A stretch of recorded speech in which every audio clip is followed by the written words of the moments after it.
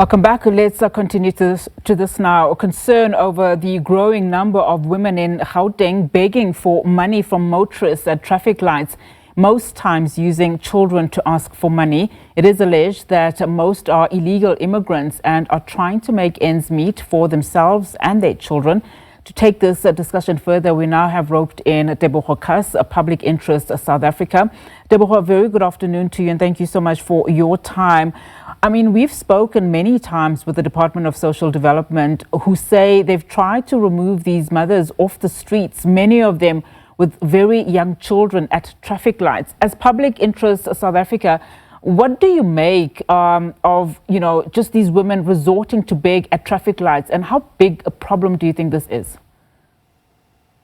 Yeah, Unati, this is quite one of those sad instances where we see children being used or abused to eke out a livelihood by adults, as in this case where you'd find them positioned at traffic lights or intersections where motorists and passers-by are actually solicited for contributions.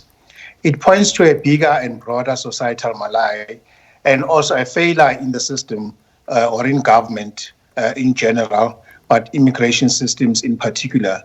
And this has put a pressure on the social welfare system in the sense that those who are able to, they are able to acquire illegally so fraudulent identification documents to be able to access the social wage.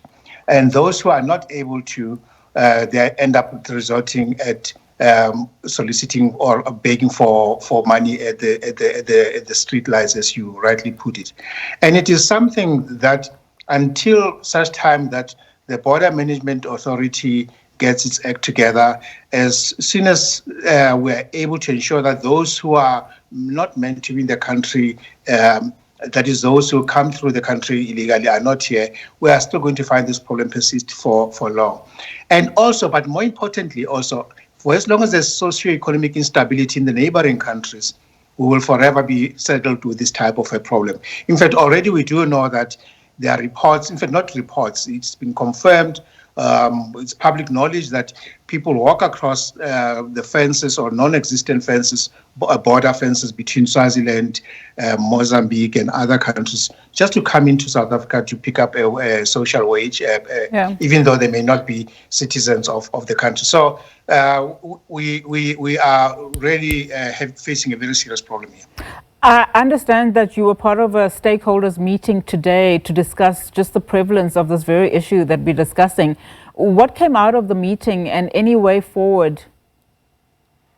Well, the issue of illegal migration is just tangential to the actual meeting. So the meeting was not to discuss this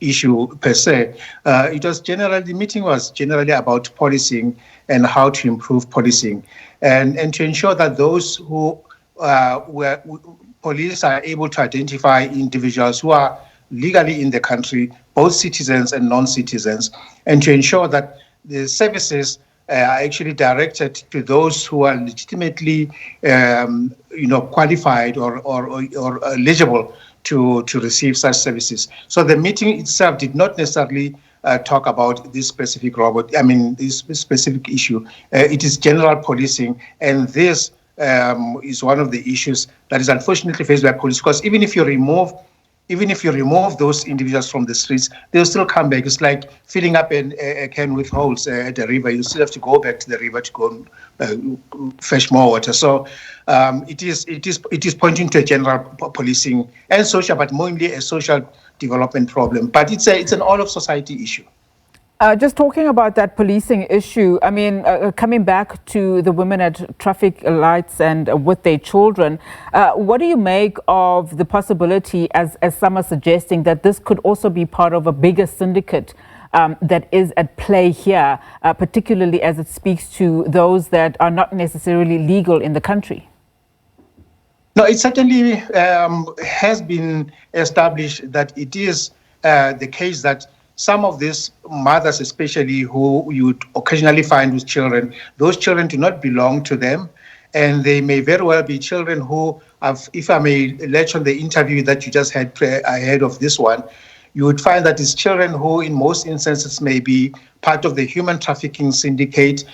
Some of them may just have been taken from local mothers, or some of them coming through from elsewhere, as we've seen reports of human trafficking and young kids traveling alone between South Africa and local borders, including Beitbridge. And if you do look at that, you would see that the problem is endemic, and it points to a situation whereupon we need to encourage.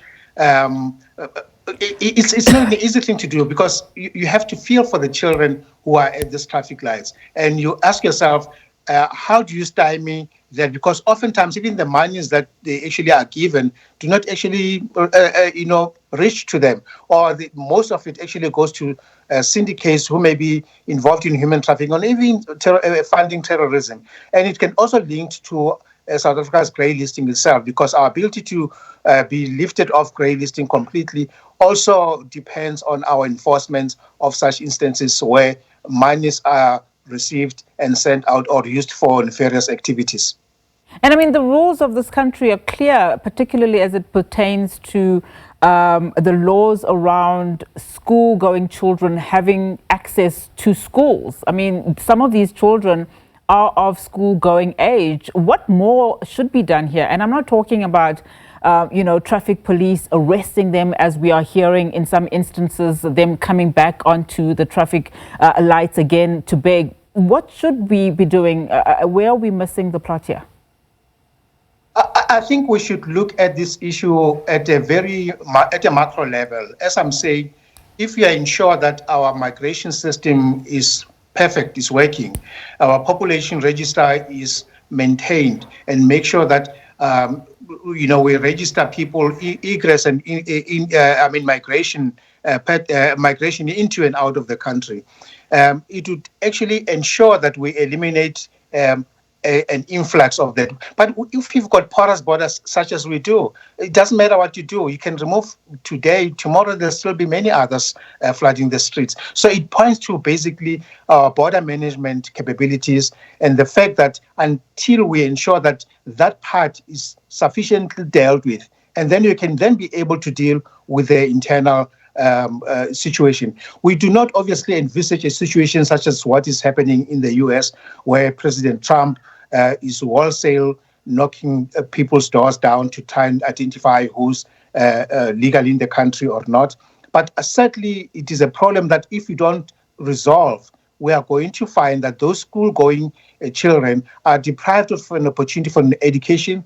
And actually it is against the law to have in your company children of school-going age, and they're not registered or they're not attending school. So it might very well be that those adults with those children at the traffic lights could face arrest and incarceration. But we all know that incarceration is not the solution, because you still find the problem repeating itself. What's going to happen to those children once those adults who are supervising them or who are found with them at the streets are actually now removed? And you're going to have to put the kids either on foster care or adoption. So, which is something that on its own, I think the Social Development Ministry or department needs to really come up with a strategy on how to actually deal with this matter decisively, because otherwise we are just, we'll be solving this, we're talking about this, for decades to come. Absolutely. Tebogo, thank you so much for your time. Really do appreciate it. Tebogo Khaas is from the Public Interest South Africa.